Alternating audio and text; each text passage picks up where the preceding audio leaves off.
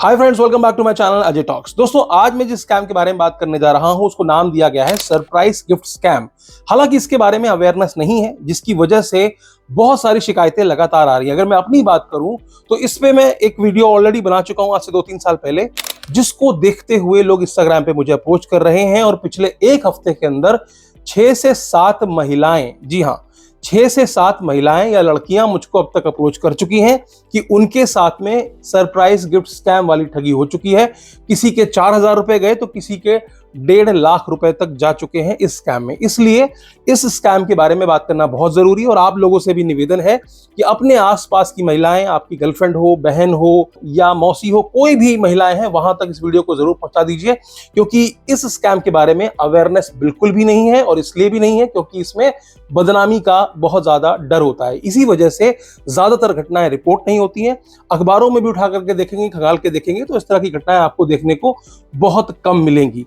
तो चलिए समझ लेते हैं कि ये क्या है पूरा स्कैम और कैसे काम करता है। इसके लिए आपको मैं एक चैट पढ़ाना चाहता हूं। आइडेंटिटी को रिवील किए बिना इस कुछ अंश को पढ़िए और समझने की कोशिश कीजिए कि ये स्कैम में क्या होता है और कैसे काम होता है। तो एक लड़की ने मुझे अप्रोच किया, उसने कहा प्लीज हेल्प मी सर, ये बात मैं किसी से नहीं बता सकती और पुलिस को तो बिल्कुल नहीं बता सकती क्योंकि उससे मेरी बदनामी होगी। आपकी वीडियो देख करके हिम्मत मिली है, नहीं तो मैं आज खुद को मारने वाली थी। मेरे पास पैसे भी नहीं है, क्या करूं, आप कुछ बताइए प्लीज सर। धमकी दे रहा है कि घर पर पुलिस भेज दूंगा। इसके बाद इनसे मेरी लगभग काफी समय ऑडियो कॉल पे बात हुई। और ये इकलौता मामला नहीं है। इस हफ्ते मैं आपको बता रहा हूं, मेरे एक मित्र ने मुझे कॉल किया, उन्होंने बताया कि उनके घर में जो काम करने वाली मेड है, उनकी बेटी के साथ भी यही स्कैम हुआ है और उसमें उसको 80,000 रुपए का नुकसान हुआ है। अब देखिए, बदनामी का डर है, पैसे तो चले ही गए, अब मदर को पैसे चाहिए, मदर के अकाउंट में पैसे थे। अब मदर ने जब पूछा, मां ने जब पूछा कि भैया पैसे कहां चले गए, तो उसको कुछ कहानी बतानी पड़ी, तो उसने आधी अधूरी कहानी बताई।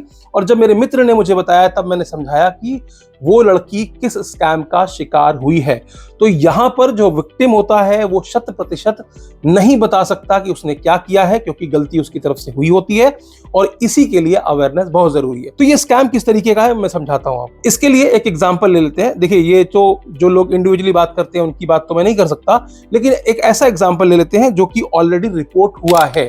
पिछले महीने की बात है, केरल की एक महिला के साथ में इसी सरप्राइज गिफ्ट स्कैम के तहत 10 लाख रुपए की ठगी हुई थी। तो कोची के काकनाड में रहने वाली एक 59 इयर्स ओल्ड महिला, इन्होंने जो है सितंबर 2025 में पुलिस में एक FIR दर्ज कराई। इन्होंने बताया कि सोशल मीडिया के जरिए इनकी मुलाकात किसी एक व्यक्ति से हुई जिसने कहा कि वो यूके का रहने वाला है। तो सोशल मीडिया पर लगातार बातचीत बढ़ती जाती है और जो एक्यूज होते हैं, जो साइबर अपराधी होते हैं, वो लगातार महिलाओं के साथ बातचीत करके उनको ट्रस्ट में लेते रहते हैं, एक रिलेशनशिप स्थापित करते हैं। अब ये रिलेशनशिप किसी भी तरीके का हो सकता है। महिला अगर यंग है तो उसके साथ में वो प्यार मोहब्बत वाली ट्रैक लाइन चालू कर देते हैं, और अगर बुजुर्ग महिला है या उम्र दराज महिला है तो उनके साथ वो एक बच्चे की तरह व्यवहार करते हैं कि मुझे इंडिया बहुत अच्छा लगता है, मैं फिलहाल यूके में रहता हूँ, अच्छा हुआ आपसे दोस्ती हो गई, मैं आना चाहता हूँ, आपके परिवार में और कौन लोग हैं, मुझे भी अपना बच्चा ही समझिए। और इस तरह का एक इमोशनल अटैचमेंट उनके साथ स्थापित करना शुरू कर देते हैं। इस केस में क्या हुआ कि उस यूके वाले व्यक्ति ने उस महिला से कहा कि मैं आपको एक सरप्राइज गिफ्ट भेजना चाहता हूं, मुझे आप बहुत अच्छे लगे, और ऐसे में एड्रेस लेकर के उनको एक सरप्राइज गिफ्ट भेज देता है। उसके बाद महिला को एक दिल्ली के कस्टम डिपार्टमेंट से कॉल आता है, ऑब्वियसली स्कैमर का कॉल होता है, और वहां से उनको बताया जाता है कि इस तरीके का एक गिफ्ट जो है, जो कि बहुत ही ज्यादा वैल्यू का गिफ्ट है, ये गिफ्ट यहां पर लैंड कर चुका है, दिल्ली में लैंड कर चुका है। तो उस महिला को बताया जाता है कि इस गिफ्ट के अंदर जो पैकेज है जो हमको रिसीव हुआ है, इसके अंदर गोल्ड है, इलेक्ट्रॉनिक गैजेट्स हैं, ब्रिटिश करेंसी है, इतना कुछ इसमें है जिसकी वजह से आपको एक कस्टम ड्यूटी पे करनी पड़ेगी। तो शुरुआत में पहले वो थोड़ा पैसा लेते हैं कि आपको करेंसी के नाम पर इतना पैसा देना पड़ेगा, फिर वो बोलते हैं कि वेट ज्यादा है उसका पैसा देना पड़ेगा, फिर बोलेंगे कि आपके पास भेजना है उसके लिए अलग से पैसा देना पड़ेगा। इस तरीके से अलग अलग मद में वो इंडियन बैंक अकाउंट्स में ही 10,78,000 रुपए उस महिला से ट्रांसफर करा लेते हैं। और बीच बीच में वो यूके वाला व्यक्ति आपको विश्वास में लेता रहता है कि आप टेंशन मत लो, आपको उससे ज्यादा वैल्यू का सामान मिलने वाला है। यानी कि अगर आप 10 लाख रुपए पे करने वाले हो तो उससे कहीं ज्यादा वैल्यू का सामान मैंने आपको एज ए गिफ्ट भेजा है, जिसकी वजह से ही कस्टम वालों ने उसको रोका और कस्टम ड्यूटी के नाम पर एक अमाउंट की डिमांड की है। अब चूंकि विश्वास का एक एंगल वहां पर बन जाता है, जिसकी वजह से ये महिलाएं वहां चुपचाप पैसा दे देती हैं, और जो महिलाएं पैसा नहीं देती हैं उनको डराया धमकाया भी जाता है। 10 लाख रुपए देने के बाद भी उनसे और ज्यादा पैसों की डिमांड की जा रही थी। तब उनको यह अंदाजा हुआ, ये रियलाइज हुआ कि उनके साथ स्कैम हो गया है और इसको लेकर के फिर उन्होंने साइबर पुलिस में जाकर कंप्लेंट दर्ज कराई।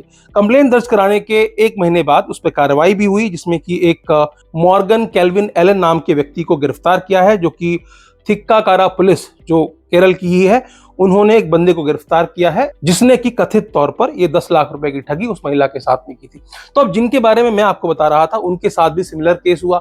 उनसे भी जो बातचीत करने वाला व्यक्ति था वो यूके का अपने आपको बताता था, और ये जो लड़कियां हैं जिन्होंने मुझसे बात की वो छोटे छोटे शहरों से, छोटे कस्बों से निकल करके आती हैं और ये डर जाती हैं, क्योंकि यहाँ पर क्या है कि बातचीत जब होती है, जब 2 यंग लोगों में बातचीत होती है, तो कुछ ऐसी बातें भी निकल आती हैं जो कि आप पब्लिक स्पेस में डिस्कस नहीं करना चाहते, आप अपने परिवार वालों को नहीं बताना चाहते। तो यहां पर भी ऐसा हुआ। लड़की ने क्लियरली कहा कि मुझे आपसे कोई गिफ्ट नहीं चाहिए, क्योंकि अगर मैं गिफ्ट लूंगी तो मैं अपने घर वालों को क्या जवाब दूंगी, क्योंकि जो छोटे परिवार, छोटी फैमिली या फिर गांव कस्बों में रहने वाली लड़कियां होती हैं, उनके घरों में जब कोई सामान आता है तो उसको जस्टिफाई करना पड़ता है, कहां से लाई, तुम्हारे पास तो पैसे नहीं थे, दिस एंड दैट, किसने दिया, कौन दे सकता है तुमको।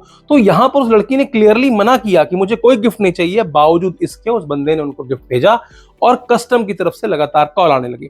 कस्टम की तरफ से कहा गया कि 4,000 रुपए शुरुआत में आपको भेजने पड़ेंगे, तो 4,000 रुपए उस लड़की ने वहां पे भेज भी दिए। 4,000 रुपए लेने के बाद विक्टिम से और ज्यादा पैसों की डिमांड की जाने लगी। तो जब विक्टिम ने मना किया कि मेरे पास और पैसे नहीं है, तो उसको डराया गया, धमकाया गया, उनको कहा गया कि मैं तुम्हारी फोटो जो है वो वायरल कर दूंगा। और बीच में क्या हुआ कि वीडियो चैट पे भी इनकी बात हुई, उसका भी उसने वीडियो रिकॉर्ड कर लिया और उसको मॉर्फ करके वायरल करने की बात कही और कहा कि तुम्हारे परिवार वालों को ये सारी चीजें मैं भेज दूंगा, वरना तुमको ये पैसे देने पड़ेंगे। उनको डराया गया, धमकाया गया कि एक बार जो सामान कस्टम पर तुम्हारे नाम पर पहुंच जाता है वो तुमको लेना ही पड़ेगा, अगर तुम नहीं लोगे तो पुलिस वाले और कस्टम वाले तुम्हारे घर पहुंच जाएंगे।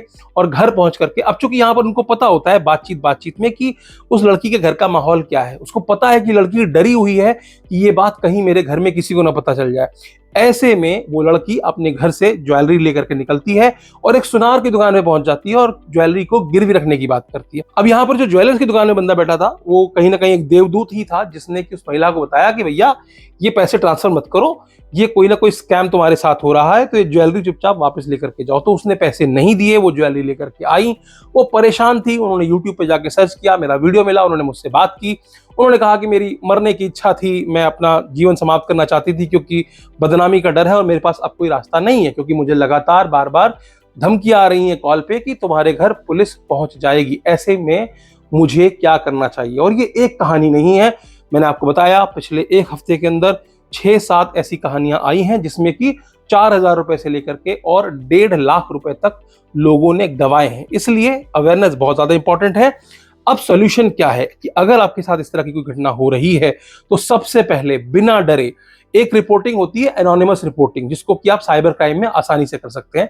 cybercrime.gov.in पे जाकर के आप एनोनिमस रिपोर्टिंग, महिलाओं के साथ होने वाली इस तरह की साइबर क्राइम, साइबर अपराध को भी आप सीधे रिपोर्ट कर सकते हैं, जिसमें इस तरह की चैट्स जहां पर आपको धमकी दी जा रही है उसका आप लॉग लीजिए और लॉग लेकर के उस नंबर को रिपोर्ट कीजिए जिन नंबरों से आपको लगातार कॉल्स आ रही हैं। मानता हूं लड़कियां डरी होती हैं, इसमें से कुछ ऐसी लड़कियां, ऐसी महिलाएं भी होती हैं जो कि शादीशुदा होती हैं। तो ऑब्वियस सी बात है, शादीशुदा महिला है, वो कैसे अपने घर में बताए कि वो एक लड़के से क्यों बात कर रही थी, या इस केस में ही ये लड़की अपने घर में मम्मी पापा को कैसे बताए कि वो किसी लड़के से बात कर रही थी।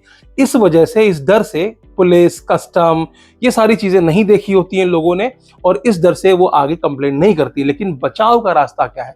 बचाव का रास्ता मरना नहीं है, बचाव का रास्ता और पैसे दे करके अपने आप के साथ ठगी कराना नहीं है। बचाव का रास्ता सिर्फ एक है, कुछ नहीं कर सकते तो उस नंबर को ब्लॉक कर दो, और ब्लॉक करके भारत सरकार का एक पोर्टल है संचार साथी, जिसमें कि चक्षु पोर्टल भी उसको कहते हैं, वहां पर जाकर के आप उस नंबर को रिपोर्ट कीजिए स्क्रीनशॉट के साथ में कि ये बंदा स्कैम कर रहा है, और साथ ही उस नंबर को परमानेंट ब्लॉक कर दीजिए, हर तरह का कम्युनिकेशन एंड कर दीजिए। मैं आपको यकीन के साथ कह सकता हूं कि वो लोग सिर्फ धमकी देते हैं क्योंकि उनको आपसे पैसे चाहिए। वो आपको डराते हैं, धमकाते हैं और उस लेवल तक डराते धमकाते हैं कि आप उनको पैसे दे दें। बट इन रियलिटी वो पूरी तरह से डरपोक लोग होते हैं, वो डरपोक स्कैमर होते हैं। वो कुछ नहीं कर सकते सिवाय आपको डरा धमका करके आपसे पैसे लेने के। तो आपको क्या करना है? आपको सबसे पहले तो डरना नहीं है। दूसरा, जैसा मैंने बताया, संचार साथी में जाकर के उस नंबर को रिपोर्ट जरूर करें, ताकि उस नंबर का एटलीस्ट इस्तेमाल वो और लोगों के साथ स्कैम करने में ना कर सके, क्योंकि सरकार समय समय पर इस तरह के नंबर्स जो कि रिपोर्ट किए जाते हैं उनको वेरीफाई करके उनको ब्लॉक भी करती है, साथ में उनके जो हैंडसेट होते हैं उनको तक ब्लॉक करते हैं कि उसके अंदर वो दूसरा सिम डाल करके इस्तेमाल ना कर पाए। और अगर आपने साइबर क्राइम में रिपोर्ट कर दी है तो ऑब्वियसली कार्रवाई भी होती है, जैसा कि मैंने आपको बताया। केरल की एक घटना है, इसके पहले मुंबई में भी एक घटना हुई थी, खार में, आप देख लो। इसमें भी एक 51 वर्षीय महिला, उनके साथ भी 3.68 लाख रुपीस का स्कैम हुआ था। वही सेम मॉडस ऑपरेंडी जिसमें दिखाया जाता है कि वो बंदा यूएस यूके से है, बातचीत करना, सोशल मीडिया का दौर है, इंस्टाग्राम, फेसबुक, व्हाट्सएप, कहीं से भी आपके साथ टकरा सकते हैं। तो अगर आपने जाने अनजाने किसी से बातचीत कर ली है, सतर्क रहिए, कोई गुनाह नहीं कर दिया है। बचने का सिर्फ एक ही तरीका है, इनको ब्लॉक कर दो, किसी भी तरह का कम्युनिकेशन उनके साथ मत रखो। जो भी अननोन नंबर से कॉल आते हैं तो उनको भी डिस्कनेक्ट कर दो। तो उम्मीद करता हूं कि आप इस वीडियो को अपने आसपास की महिलाओं तक जरूर पहुंचा दें। हो सकता है कि वो आपसे इस घटना का जिक्र न कर सके, लेकिन हो सकता है कि आपके आसपास ही बहुत सारी महिलाओं, बहुत सारी लड़कियों के साथ इस तरह की घटना ऑलरेडी हो चुकी हो। तो आज के वीडियो में सिर्फ इतना ही, फिर मिलेंगे किसी और वीडियो में। वीडियो अच्छी लगी हो तो लाइक कर दीजिएगा, चैनल पर नए हो सब्सक्राइब करते हुए जाइएगा, और दोस्तों रिश्तेदारों को अगर इस तरह के स्कैम से बचाना चाहते हैं तो इस वीडियो को ज्यादा से ज्यादा शेयर कीजिएगा। अंत में एक ही बात कहूंगा, हंसते रहिए, मुस्कुराते रहिए और साइबर अपराधों से सुरक्षित रहिए। धन्यवाद।